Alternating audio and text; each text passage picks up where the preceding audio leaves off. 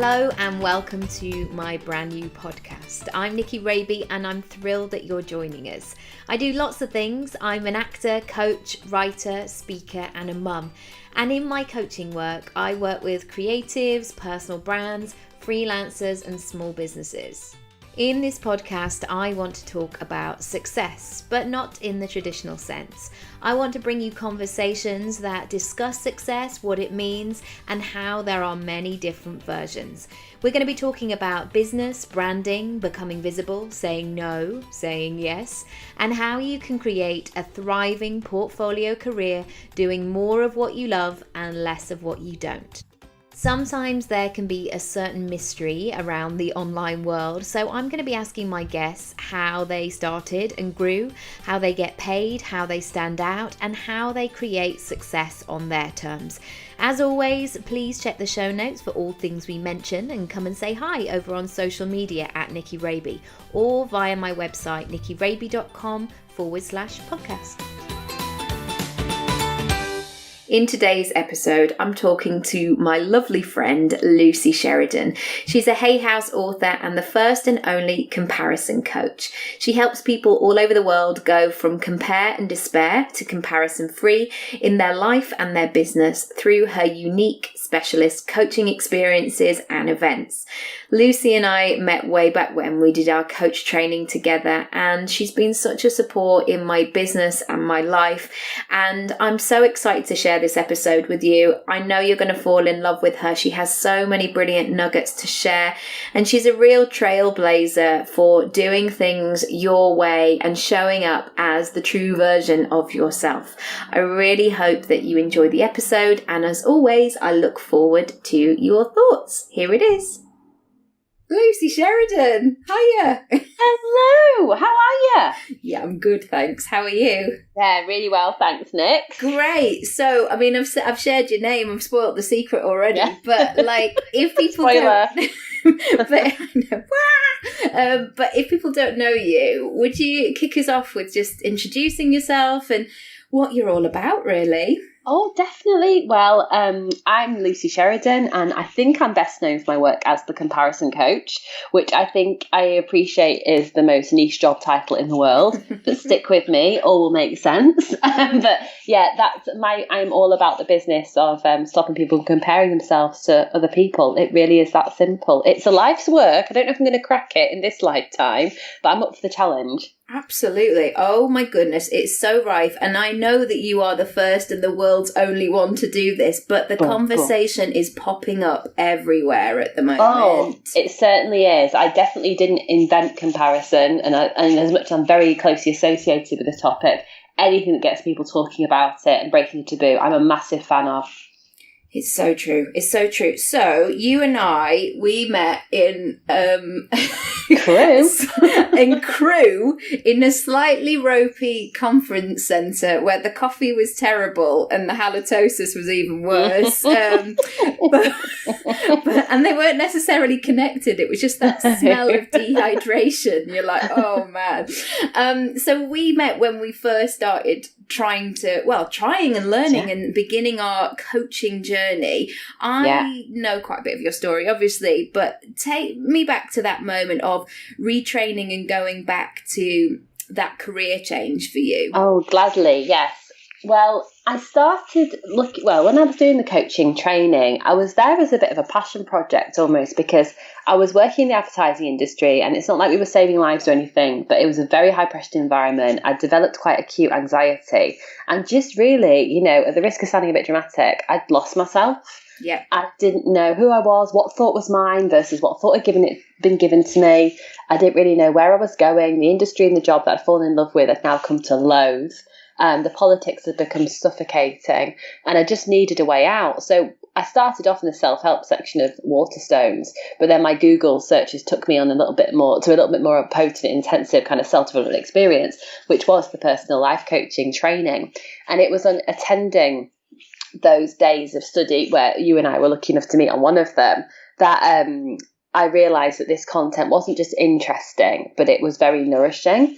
And I was able to think and feel myself out of a lot of darkness that I'd thought and felt myself into, which had, started a transformation. And from there, the abridged version is that I ended up leaving the advertising industry and set up on my own, sort of freelancing, doing what I was doing in the past, which was brand strategy, so research and doing the so what and finding the meaning of research, and telling that to the people that wanted to make money, and then also doing life coaching on the side. And I started off with a really rickety, basic but good enough website, and then I noticed just whenever I was blogging or writing a newsletter, even talking to friends in the pub, when comparison came up, there was always a spike of attention or engagement, as we say in online business, but people just liked talking about it.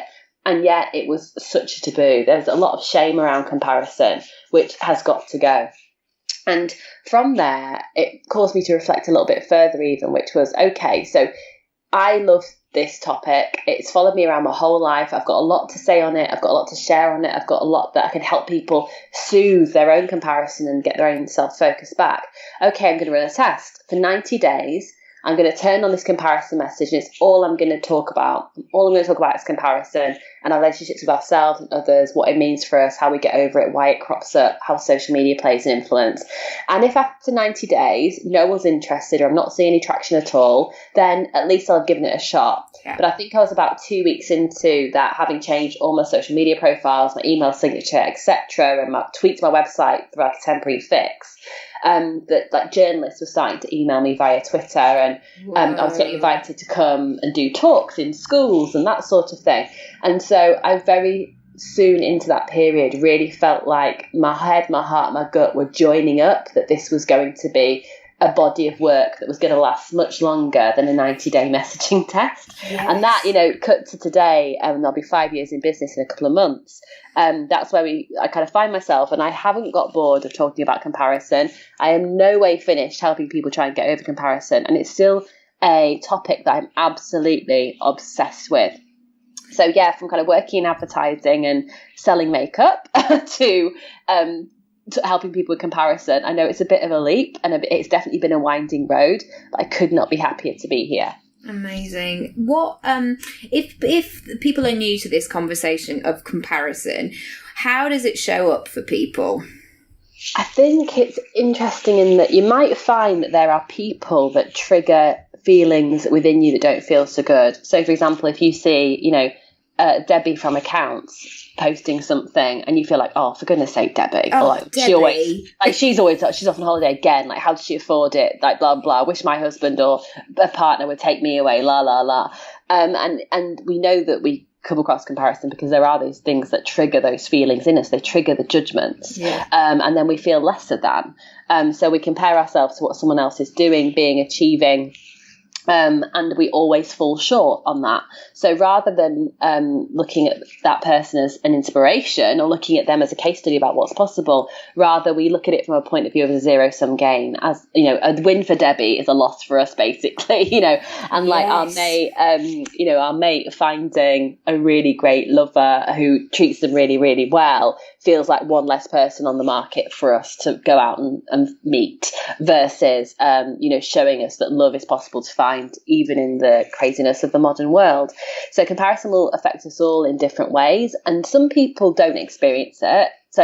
And I know a few of these people. One of them's my brother, Oliver. For him, the world is one big Pinterest board. He just looks at what's possible, what's great. And don't get me wrong, he's a realist, but he just isn't triggered.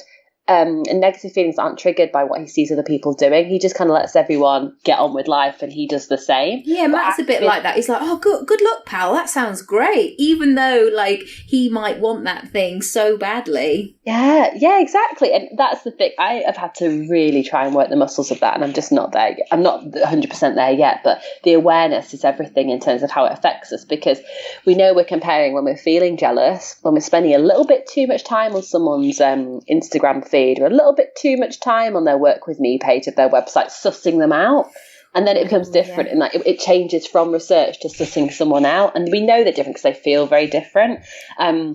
but it might bring up feelings of jealousy, inadequacy, low self-esteem, self-judgment and judgment of the other person too, because I don't know about you, but my comparison is really, really nasty in that not only will I compare to people and I'll come off badly in terms of like, oh, they're so much better than I am, or they prettier, smarter, whatever than I am, but also I'll see someone getting a win and I'll be like, they don't deserve that. And I'll compare myself in that way. Yeah. And either of those are just not fun places to be. And it's just not supportive of good emotional health. So true. It's really interesting you talking about that, because I feel like I've been on both sides of it, you know, as an actor, from being little, from, you know, lining up for the dance costumes, which would always be given to you in a sandwich bag, and you're thinking, oh my God, where's the back? How do I get in it? And you're like, oh no, that's all 3 pieces. But even from a woman, you know, saying to me at 12, like, oh, you're a big girl for someone of your age, and all this sort of stuff. So I've had it, you know, very blatantly in auditions and things like that. But also I've had it the other side of, you know, my mum and dad working very hard, and the other messages of, well, it's all right for you. And I remember when my mum and dad got divorced, I had a really good friend who said, well, at least it will make you a better actor. Oh my God, that is beyond insensitive, crass, rude, all these words, hurtful. What? And just because you think something doesn't mean it has to leave your lips. Oh my God. So true. So I've had it, like I've been the ham in the sandwich basically, or the halloumi or avocado, whatever floats your boat.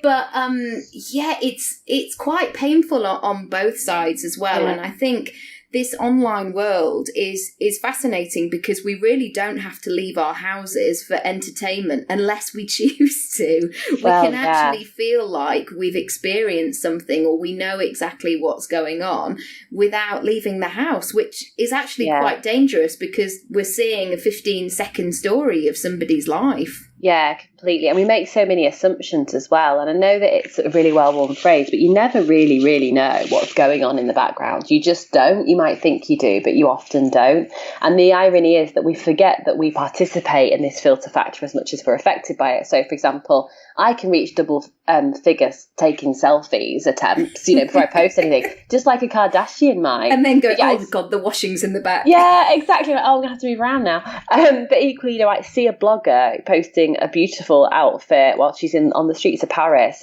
pulling the most beautiful natural but obviously staged pose, and it makes me feel awful about myself. And I'm like, yeah, but it probably took her 55 minutes to get that together. It's her job. She's a blogger. You're not. Absolutely. And she's got the hair makeup and somebody, you know, wafting her or whatever. And it's always kind of come up going, oh, how come they look so polished and finished? And actually, it's nothing to do with them. It's the team, the squad behind it.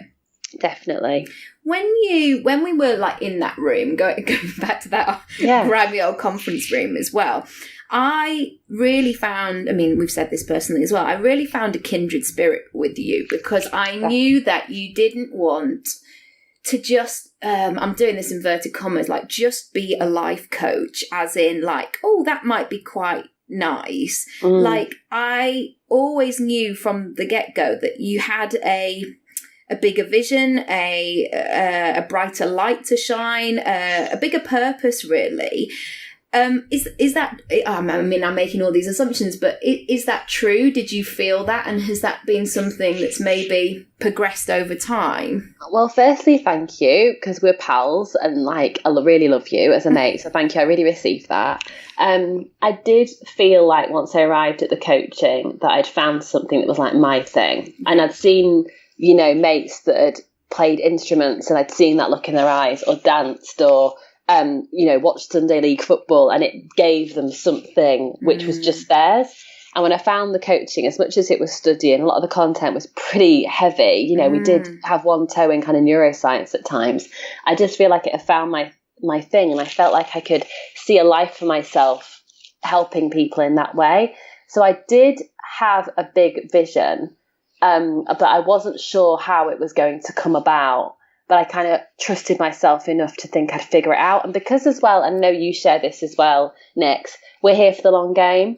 Yes. So you and I, and I'm sure if you're listening today as well, we will be here after everyone else has gone home. This isn't cool anymore. Sitting on the floor with a bottle of wine.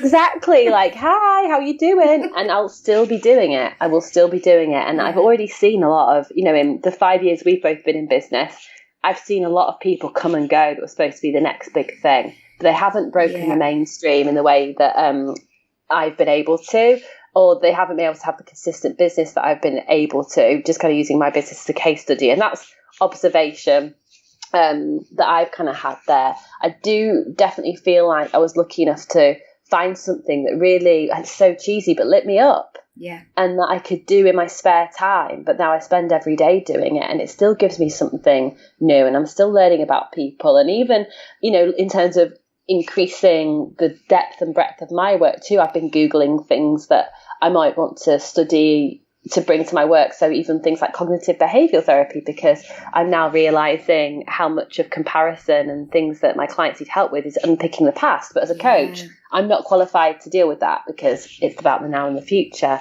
So it's been interesting because I had a clue about how I thought I would get to the point of living this life and doing this work, but I couldn't have plotted it in a business plan. And there have been some big U-turns and a lot of hugging the radiator crying moments as well. I mean, that's what I try and be really transparent online. If I'm having a bad day, I'll talk about it. If I'm having a good day, I'll talk about it, because that's real life. It's the good and the bad there. But I'm really grateful for where the work has taken me so far and the people I've met, and just the feeling I'm just even helping one person's enough. But I am really, really grateful for how things have turned out so far. And as you've gone to that next level, how have you, because I was thinking the other day, so many of my clients come from Instagram, and Instagram wasn't even really a thing when we started. I was just like, oh my goodness, it was just something that I'd put a heavy filter on, and I'd take a picture of a glass of wine and, hashtag Friday or whatever. Yeah, totally. And that was kind of enough. It was like making pictures look nicer. There was no sort of strategy to it.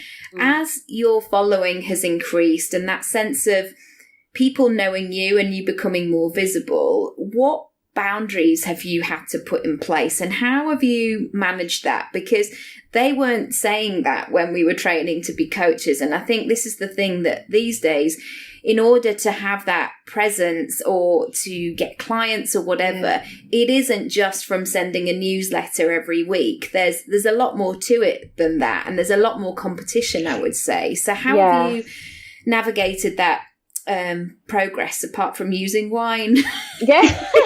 I think for me, what I found, it's about, and you and I have talked about this before, Nix, but it's about less doing and more being.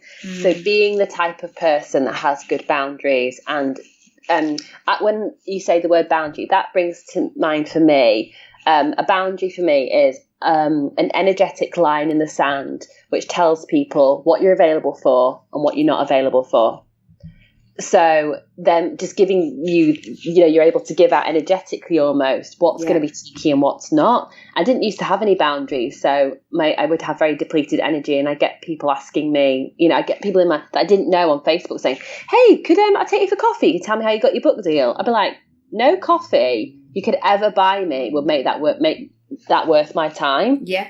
And you can't break down that process in an hour unless it's kind of paid for as well. But also, sometimes people don't know what they need from that interaction. That's why I don't have a free 20-minute session with no kind of conversation beforehand, because otherwise people just go, hi, and they're sort of not prepared for the call. Yeah, exactly. And then it makes us as the pros feel like we're not serving them anyway. Yeah. And so I do get people trying it on still sometimes, but I get a lot less boundary pushers now because of what I'm doing energetically, in terms of my practice and how I'm showing up confidently. And something I would say that might surprise people, that how I arrived at this, is that Tara Moore, in her book, Playing Big, her surname is M-O-H-R. Highly recommend that you download the audiobook. She has this meditation, and I've done future self meditations before, But it's really, really powerful. And it made me look at myself in terms of, there's that great phrase, what does do something today that your future self will thank you for? Yeah. If I think about the sort of woman I'm here to be, mother, please God, one day I'm here to be, sister, friend, wife, coach, professional, investor, philanthropist, whatever. If I think about who that woman is, who is she? How does she walk into a room? It's not just about how many emails she sends. It's about how she holds herself. What does she wear? How does she reply to emails? What do people say about her when she's left the room? That kind of thing. I started tuning more into those things and started to almost like throw ropes to it now. Yes. And that has made my energy feel so much bigger and more confident within myself, which is the most important thing, that it is meant the conversation I'm having are in a much more elevated. The clients that I am speaking to are much further down the line and much clearer that they want to work with me when we get on calls, even if sometimes they decide not to. That's totally cool. No biggie, and no slime going to come from me. But they're just so much further along down the line in terms of a decision on whether they want to work with me when I first speak to them, because I hope I've been able to show them who I am as much as what I can do and what I know. So that's been really key as part of boundaries. And also boundaries start by saying one confident no at a time and not being apologetic about it. So what it doesn't mean is that every text reply you send has to turn into some rant, which is like, no effing way. Yeah, exactly. Hi, mum. Just letting you know, I'm confident now, so I'm not going to be coming to that party on Saturday. And if you think I'm bringing a pudding, you can think again. Yeah, exactly. It's over. Yeah, exactly. But it started with really thinking about who I was spending time with. Did I want to be there? At what cost as well? Not because I'm Mariah Carey and I'm so important, but there'll always be work to do. I'll always have my phone bill to look at, or, to hoover something. I've got a laundry hoover, so I'm hoovering every day. There'll always be something I can do, but there is times when actually I don't need to be on the train to London. I need to be sat watching Netflix with a glass of great red wine and chilling out and laughing at my husband, or, looking for a holiday or something like that. And boundaries become easier when you realise what you want, where the direction you want to be going in, and then make decisions accordingly. So if, for example, you want to do a new training and the sign-up date to apply is encroaching fast and you've got 3 weekends booked up that you can't sit down at your laptop, one of those weekends at least has got to go. Yeah.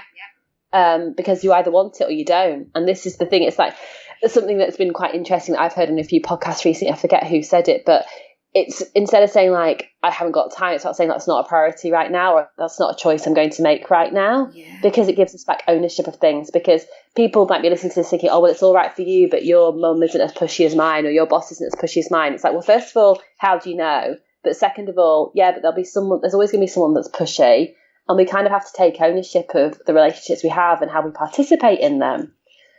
So if you are, working on a qualification, or you're pregnant, or you're just busy, or just tired, or want to be more creative, and you don't want to go on the girls' weekend, text your mates and say, look, I've got a lot going on at the moment, and I just really feel like I can't bring my bestest self to this weekend. So I hope you understand that I'm actually not going to attend this time, and I promise I'm going to make it up to you. But I cannot tell you how much. I just need to regroup on a couple of things. Thanks so much for being great pals. Love you. Bye. Yeah. And no, that's not apologetic. Just grown-ups communicating with other grown-ups. And often a lot of these friendships are really long, they've been in our lives a long time. And I think as well as people get busier with responsibilities, may that be kids or dogs or ill parents or hectic jobs that involve travel, we all have to accommodate each other and have conversations. And there's been a couple of WhatsApp groups where I've just been really slow at responding recently. And I feel terrible. But also as well, it's really hard to try and do all of the things. So I just did this, voice note of replying to everything that people had said, so they felt heard, but also just saying I'm alive, but also being quite honest about it. Because I thought this would come up today as well, but I feel like sometimes there isn't necessarily the honesty that I'm craving online. Because I guess we can sometimes see these big glorious situations and we're not quite sure how true it is, or how authentic, or how it's just been maybe woven into a good sales copy or things like that.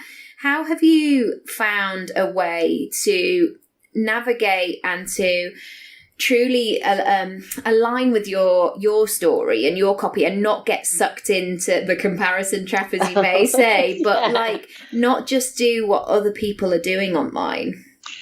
Great question. And I'll premise it by saying, for me, blue ticks mean nothing.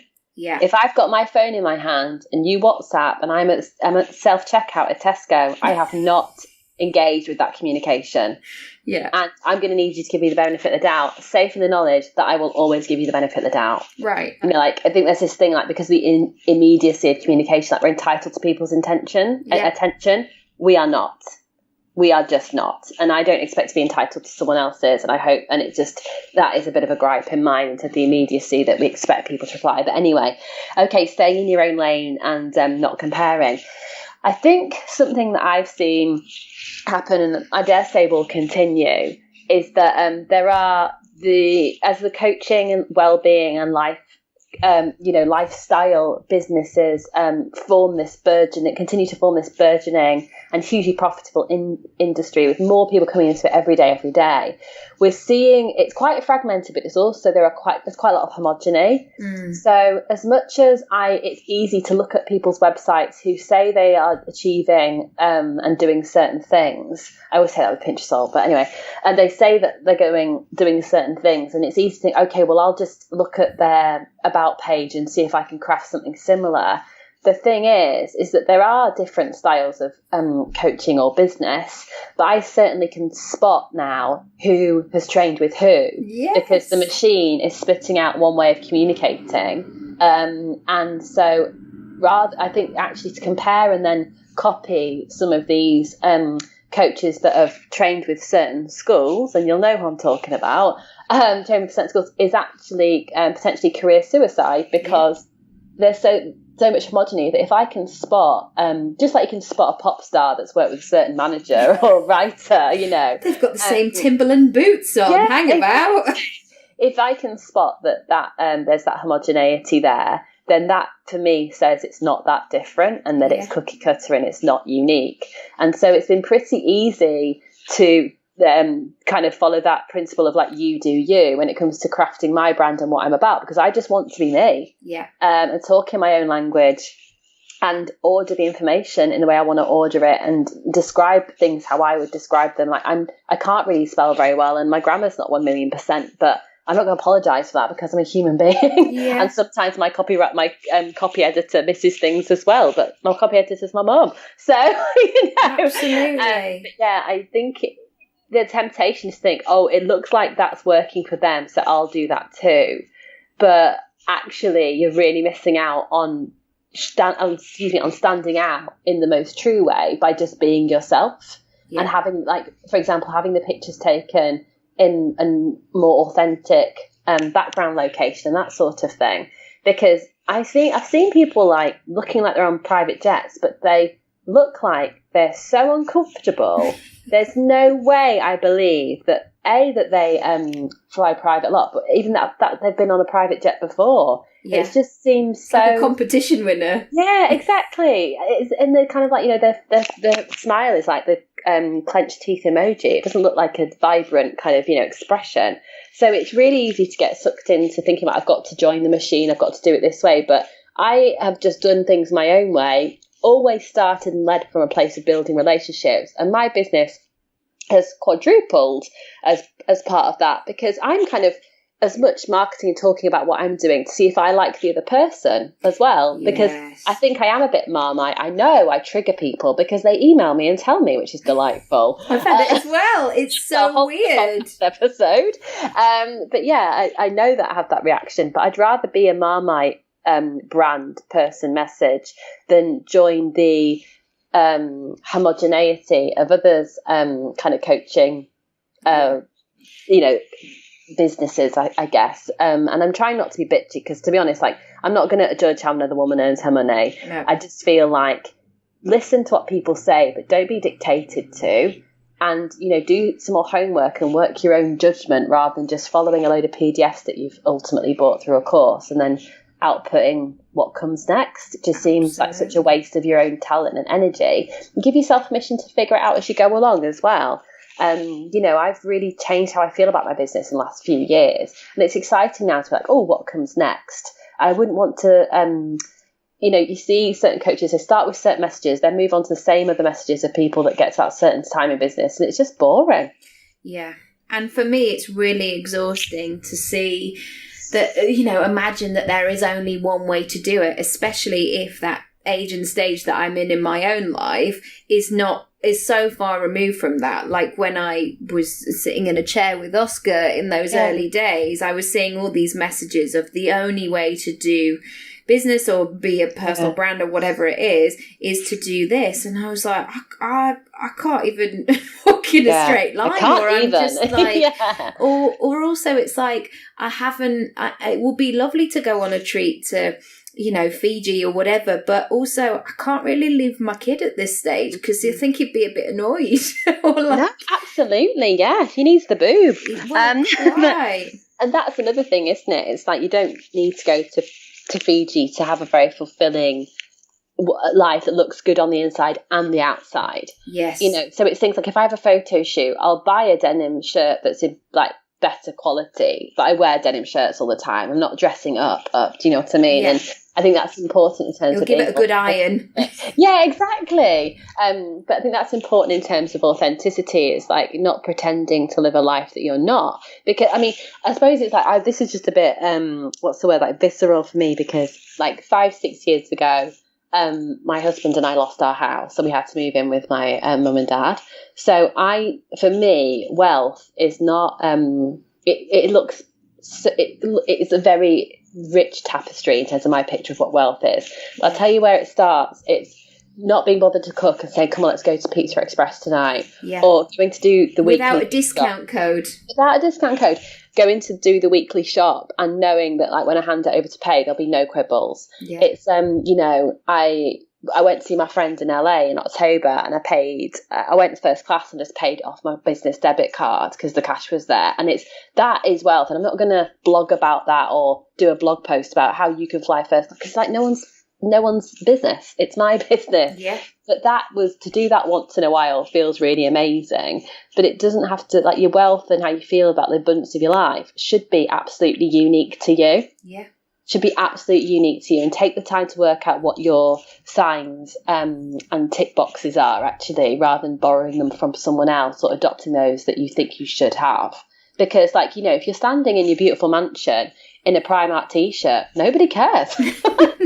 And nobody's going to go, show us the label. And I guess we're 90s teenagers of, everything would be labelled or Adidas or Kappa or whatever. And it was all about that. And then it kind of did a bit of an about turn of like, oh, actually, we can just be cool about this and go vintage or do boho chic. And totally. And sort of switching off. I love one of the phrases that you use, which I always come back to, is about nobody gets to skip the work. And it's really interesting about you saying with the kind of the boundaries and sort of how you've up-leveled everything. Mm. Will you talk a little bit? I know what it means to me, but I'd love for you to talk a bit more about that and how it looks. Because again, it can be that thing of, well, it's all right for you, or you're feeling like you have to follow what other people have done, I guess. Yeah, gladly. So nobody gets to skip the work. If you hear it on first listen, it might sound cynical or even brutal, as in like knuckle down and go for it. Give me 10. But yeah, exactly. But the intention and the energy behind it is very different. Nobody gets to skip the work, which actually means the pressure's off you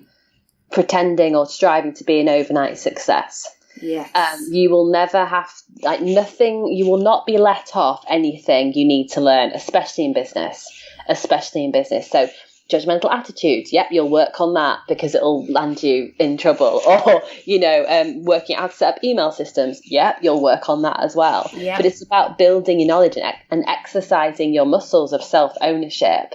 And nobody gets to skip the work is a rallying cry for all of us that want to be here for the long game and are happy to do what it takes at our own pace. By the way, you don't have to give yourself a stomach ulcer, but do what it takes at our own pace to get where we want to go. So if that means that that you, rather than selling your house, you go and get 2 jobs and then add 2 years to the timeline you want to achieve your goal. Cool. I'm totally fine with that. It's called self-ownership, making decisions for you and by you and with you, you know, and it's like, I think nobody gets to skip the work is also, I think, can be a bit, what's the word, like needly too, for those that do want that gimme, grabby, this, it's got to be easy, because it just, often things can be simple, but they're rarely easy. And that's why you have to kind of settle down into the journey of those things and expect to be knocked about a little bit, but get up with each of them as well. So it's interesting that when, Nicky, I think I've already shared this with you, but a little while ago, I did this Instagram stories about unfollowing people on Instagram and how you can handle it when they find out. And Zoella, the beauty blogger who follows me on Instagram, she repasted it onto her Instagram stories. She's got a couple of followers, hasn't she? She's got, I think it's like 4.1 million or something like that. And overnight, my Instagram community doubled. So I went from 10,000 to like over 20,000, like 20 and a half or something like that in one night. And I got I got a direct message. Were you asleep during all of that, or did you just wake up? For a lot of it, because I was sat on the sofa watching. Probably location. I was going to say, were you doing something highly unglamorous? I love location, by the way. I think it's amazing. But yeah, I was totally just sofaing it up, or like cooking dinner or something for my husband. And I think I did a refresh, and I got 500 more followers. And I was like, oh my goodness, excuse me. I was like, what a boost. 500 more followers. That's incredible. I'm so grateful. And then I was refreshing it, like, you know, through the evening. And I'm like, oh goodness, I'm at 14,000. This is incredible. It's taken me ages to build my Instagram community. I love it. It's a big investment in my time and my heart. And then when I did wake up, eventually it was, like I say, just tipped 20,000. But I got a direct message from someone I know saying, how did you get Zoella to do that? And I replied saying, I worked my insert phrase off for 5 years. It just so happened she liked what I had to say, you know, because she does happen to be work in the PR industry, so it's her job to try and understand how you get to people like that. But that's the irony, is that true influencers you can't really get to, and that's me just being myself got me noticed by Zoella. She follows me. She follows like 400 people. We have some exchanges in DMs sometimes. I love her work. I think she's a really great example of what it is to be, you know, one of a new breed of woman. But anyway, it just came about from no expectation from me, no expectation from her, which is a really kind gesture. I'm sure she will know the difference it made to me and my business. And I did say thank you. And you do that for other people as well. This is the thing. It's not just a one-way traffic of like, what can you give me? Or like, can you help me out? You know that you do that for so many other people. And I think there's that thing that sometimes you can expect that it's just going to be one thing. And in that instance, it was one thing that changed a lot of things. But generally it isn't. It's the stuff that you're doing day in, day out, showing up, even when you don't want to. Exactly. And I think it was just interesting to have that as an example, because someone else thought I would just, well, even if it was a special formula, what makes you think I'm going to tell a stranger on direct message? My clients are paying me for that sort of information, so I'm not going to give it away for free. But it was, unfortunately, the answer was as simple as, I've showed up with an intention to serve. I've hoped for the best. I've worked really hard, and I give in a non-attached way as well. So I give without expectation.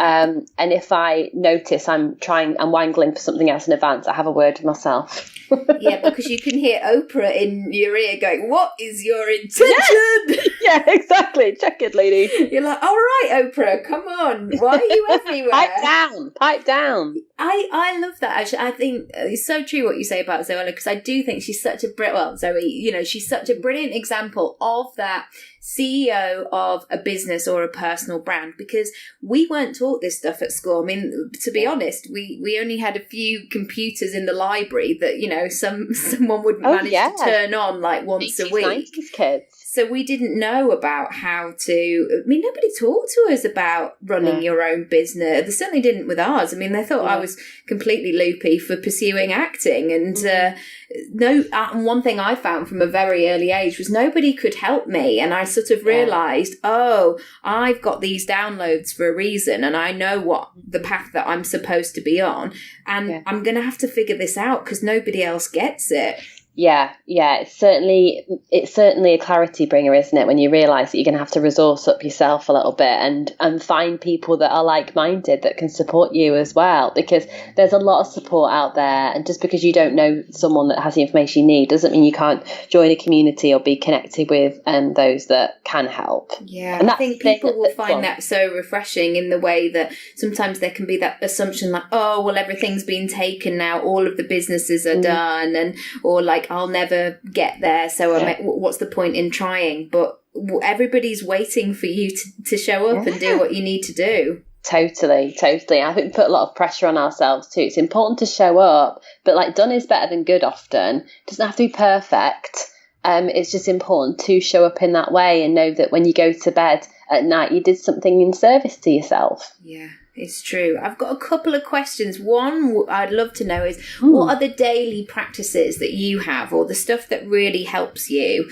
I sometimes feel like there's only one way to do it. Like, unless you have your green juice, your 45 minutes of cardio, you're not a kick-ass entrepreneur. But I sort of disagree. Oh, well, this is going to be a breath of fresh air for you then.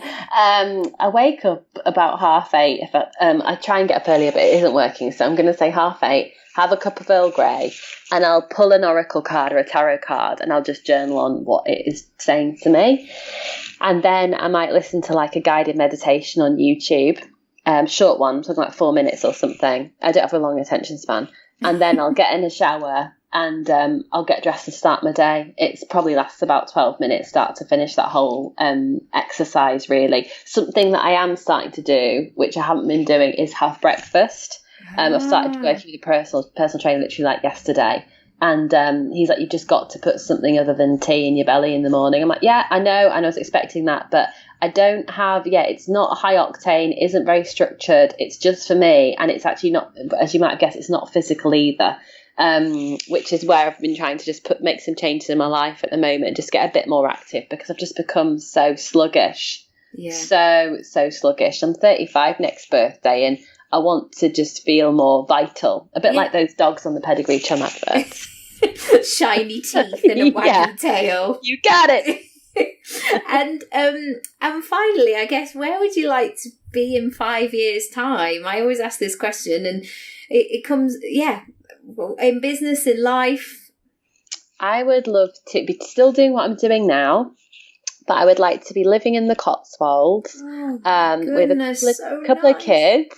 Maybe a couple of golden retrievers, and just, very happy in private. This is the irony is, I know social media is a big part of my work, and I absolutely love it. I've really worked hard to have a good relationship with social media. I know it's not easy, so no judgment if unfortunately you're not quite there yet. But I love time on my own, and I post a fraction of what's really going on in my life. I know I post what feels comfortable, but I'm just looking forward to, opening the doors to my family and extended family, and having my own driveway and playing my music loud, and just really being have really abundant in private, but having a very vibrant working life. Maybe, like I say, going to meetings with a baby strapped on my front, like, here he is. Neither of us have slept, but we're here. Exactly, yes.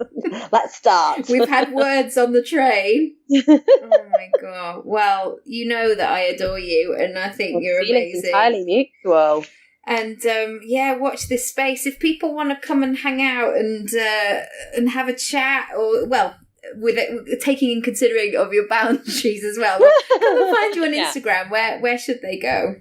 Well, actually, Instagram is a great place, at Lucy Sheridan. If you search the comparison-free hashtag, you'll find me. And joking aside, actually, when I post, what I post on Instagram is often intended to start conversation. Yeah. And I am in the comment section having lots of conversations.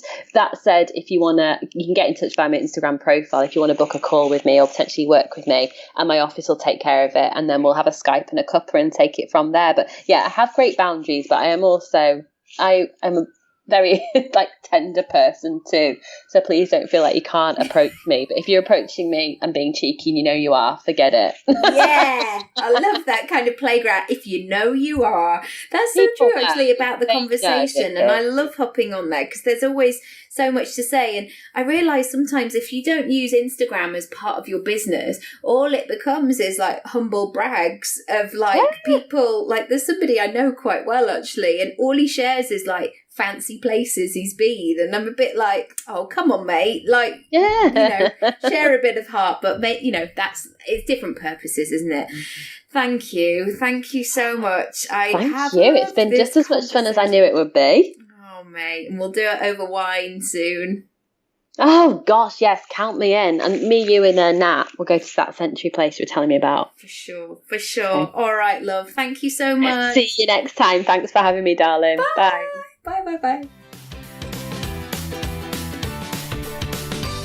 Thank you so much for listening. I hope you enjoyed it, and I would love to hear what you thought of the episode and share any takeaways with me. Come and find me across social media at Nicky Raby, or you can visit the podcast page, nickyraby.com/podcast.